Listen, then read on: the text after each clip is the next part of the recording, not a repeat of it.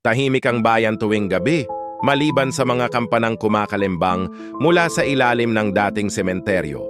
Sa una, inisip ng mga tao na hangin lang iyon o mga lumang alaala ng mga yumao na naglalaro sa dilim. Pero gabi-gabi, lumalakas ang tunog, tila ba may nagdiriwang sa ilalim ng lupa. Isang malungkot at malamig na selebrasyon na hindi maipaliwanag. Isang gabi, nagpasya si Mang Lito, ang tagapag-ayos ng mga lumang puntod, na tuklasin ang pinagmumulan ng tunog. Bit-bit ang lamparang nanginginig sa kanyang mga kamay.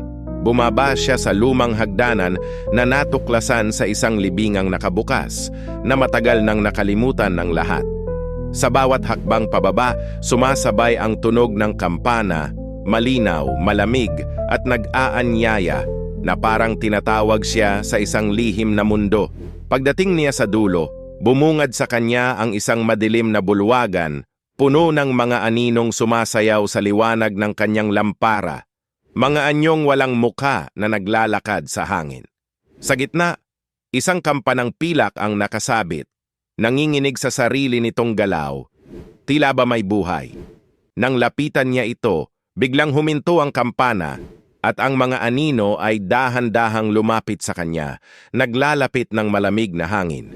Nagsimulang umawit ang mga ito ng malalamig na bulong, mga tinig na hindi dapat marinig ng mga buhay. Hanggang ngayon, tuwing gabi, may bagong tinig na umaawit sa ibaba, at hindi na muling nakita si Mang Lito.